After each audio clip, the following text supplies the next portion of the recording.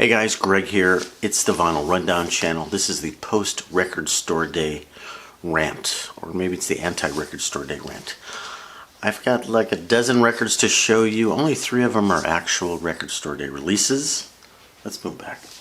And you've seen them already because I posted them multiple times on my channel and my Instagram. But just to keep up with the record store day deal, the 3 jazz records that I got from Resonance Records, and I did interviews Feldman on the channel, Freddie Hubbard on Fire. That is a 3-disc set, 1967, I think. Benny Maupin is on there, and others.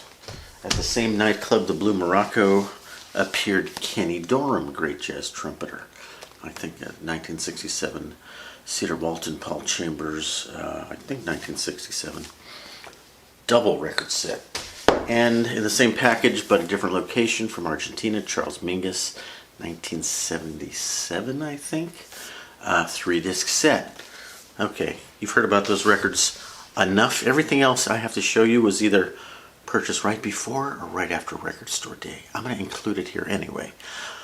I am no longer a big fan of standing out in line at 6 a.m.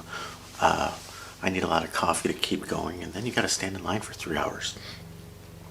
And I'm getting a lot of these records as promos from labels. So, and I'm kind of a cheapskate, so I don't want to spend a lot of money on records. And just to give you a little record math, I already have like 4,000 records. I got more records than I have time to listen to. I built my collection through thrift shops and the Goodwill. Goodwill is now $4.99 for albums in Los Angeles, at least the stores I go to. For garbage, there's never anything to buy. So if I can find a record in a record store, a good record for $3 or $4, that's a good record, I'm in heaven. And that's what a lot of these will be. So let's rewind the week before record store day. Where's my week before record store day pile? So new record store location here in Granada Hills by Cal State Northridge is a place called Deadly Wax. Just moved from Chatsworth to Granada Hills. They're on Chatsworth Street now, which is confusing, but anyway, very cool store, small boutique. I like to say that they are well curated. Everything in the store is desirable. It's not full of junk like most record stores. So anyway, I went in there the week before record store day because it was new and we just wanted to experience this new place. And one thing that occurred to me is I don't have any Nina Simone in my collection. I have this record that Nick Rudo? He sent me in some kind of contest, but it's like modern variations on Nina Simone. So we found a Nina Simone record that's actually one of her better, most loved records. Put a Spell on You, and I'm Feeling Good. She's got some good songs on here. So that is a repress made in Poland. And, it's, I don't know what it is. It's something. What does that label indicate? Mercury Records. It's legit. It's not one of those cheesy off-brand copies. Got my Nina Simone going. Oh, the reason I'm thinking about Nina Simone is if you follow me on Instagram, I did this Nina Simone post that got 4 or 5 million views. It's like more views on that one post than my entire YouTube channel, 500 videos in 5 years. So it's like I gotta pay some homage to Nina and get some of her records in my collection. So that was the first thing we got there at Deadly Wax. Albert Ayler. How can you find an Albert Ayler record for $10? Like, was it mispriced? It was in the clearance section. This is a classic Albert Ayler, recorded live 1964, but I don't think it was released until much later, 1970s, by ESP Disc. It's got Gary Peacock on bass, Sonny Murray on percussion. I love the sound of this, and this is, it's free jazz, but there's some good playing on here. Albert Ayler Prophecy. You're going to see more Albert Ayler in this episode. So that record was underpriced. This one was overpriced. My fault for not paying attention. Joe McPhee, the great free jazz sax player, and I think Marker refers to Ken Vandermark. Very out there free jazz guy. Very little of his stuff easy to find on LP. Turns out there's only 2 short songs on it. 2 3-minute songs on each side. So I felt like had I paid attention, I might not have gotten it. But cool cover, cool music. If I overpaid on that one, I underpaid on the other one, so I came out even. Okay, fast forward 1 week to Record Store Day. Didn't go into the store on Record Store Day. Came the day after. Usually I like to come later in the day when everybody's done with all the long lines. And okay, if it's in the didn't sell bin for Record Store Day, I'll take a look at it. But I'm not into fighting over records, only to be disappointed that they're not there. So anyway, I showed you the actual Record Store Day releases. Now I'm going to show you the stuff that I bought because it was on sale. Some of this was on sale in the 25-cent bin.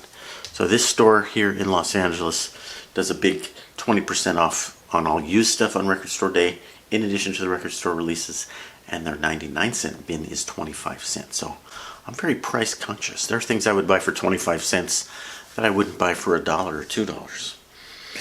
But where do we begin here? Let's see. Let's start with a really strong one. If you could find this record for $3, you would buy it, wouldn't you? Darn right you would. Yusef Lateef, the sounds of Yusef Lateef. This is a reissue. It's not the original cover. I like this cover better than the original cover. It's a cooler photo of him. How did you get this for like $3, Greg? Well, it's scratched up. I looked at the scratches and I'm like, okay, I'm buying a cover for $3 and I don't know if the record's listenable. Side 2 is perfectly listenable. Side 1 has some definite scratches. But overall, it was way more listenable than I was expecting. Yusef Lateef. $3 worth. You can't beat that, can you? I dare you. I dare you to beat that. What else do we have? This is going to be some obscure stuff and some historical stuff. You guys don't even know who this is. Mick Goodrick, guitar player, early record on ECM Records, 1978. Mick Goodrick has passed away recently. He is kind of known for being with the Gary Burton Quartet in the 70s and with Pat Metheny. So at some point, Gary Burton had 2 guitar players in his band. Great players on here. Eddie Gomez, Jack DeJohnette, John Sermon on sax. Great players. ECM, great condition, except for a little tiny water stain.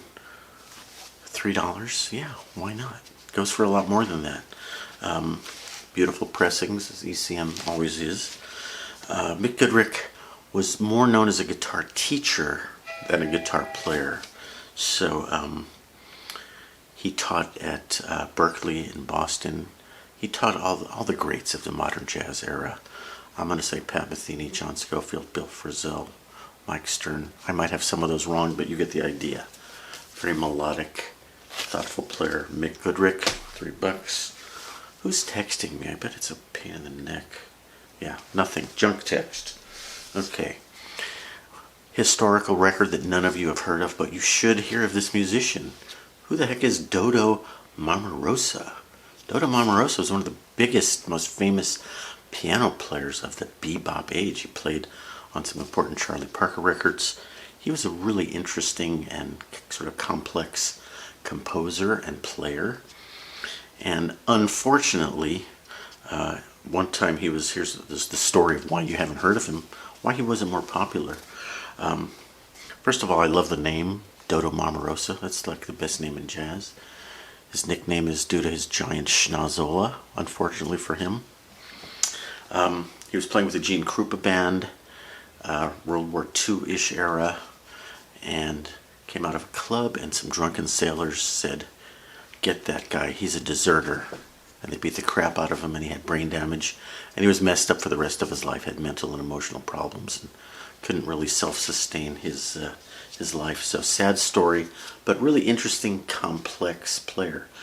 Much more complex than a lot of players from that era. Dodo Marmarosa. And that stuff is probably sourced on 78 RPM. From the same era, another piano player of historical significance. I'm not suggesting you go out and buy these records. I buy records for strange reasons. Who is this person? Who is this lady? Do you know? Where's the name? Marianne McPartland. I don't know if that's a picture of her or not.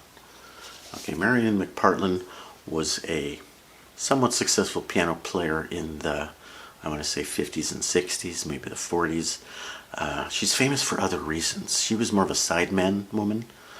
There aren't that many white female English from Britain, British jazz piano players, are there? It's kind of rare. She was more of a side person, and she does have some solo albums. She had a long affair with Tom Morello, who later went on to be the famous drummer for Dave Brubeck. And this is kind of, a sappy record. It's schmaltzy, sappy, a lot of strings, but there's some good stuff on here. I'm not recommending you buy this. It's a quarter. Did I say it was a quarter? I wouldn't have bought it if it was $1. Her version of Green Sleeves is good. Black is the Color of My True Love Hair, Fur Elise by Beethoven. But it's got a lot of sappy strings, But here's why you should know who she is. You probably have heard her. She was on NPR. She had this music show called Piano Jazz with Marianne McPartland. It ran for over 30 years. Once a week for 30 years, she interviewed everybody in the business, every famous musician back then. If they could play the piano just a little bit, like Dizzy Gillespie's not a piano player, but he plays the piano. Dizzy Gillespie, Oscar Peterson, Bill Evans, Alice Coltrane, Pat Metheny, everybody. So she has this massive library of amazing interviews. So they sit down to two pianos and they talk about music, and then she says, "Why don't we play a song together?" And she knows every jazz standard there is. "Oh, okay, how about Melancholy Baby?" "Okay," and they play together and they talk. And all these shows seem to be lost. I think they're in an archive from Concord Records. I wish they'd just stick them on YouTube. A wealth of great information. Marianne McPartland. There you go. Okay, what else do we have? Greg, the record is on the turntable in the other room.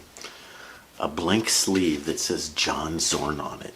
If you could get a John Zorn record in pristine condition for $3, even though there's no cover, yes, I would. John Zorn Spillane, named after Mickey Spillane. One of his most famous records. I have Naked City, now I have Spillane. It goes for $80 now, and I got it for $3. Mickey Spillane, the whole film noir thing, and he did this sort of John Cage-like index card composition. It's more like Larry David. He would just write on an index card and give that to each musician and say, "Okay, we're going to play a piece, and it's going to be moody, and it's going to describe this scene, and I want this, that, and the other." And they would just improvise it on the spot. So he did some of that stuff. Kronos Quartet is on here. Christian Marclay with the crazy turntables is on here. Albert Collins does this whole blues thing. So it's an incredibly varied, diverse record.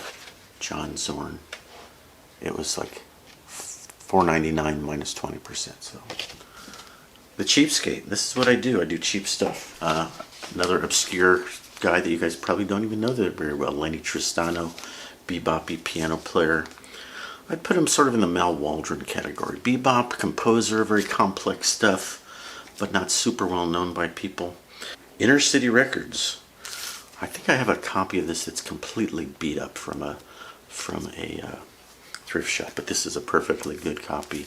Lenny Tristano, very innovative piano player. Let's see, 1953. Okay, Greg, only you, the cheapskate, could be disappointed by a 25-cent record.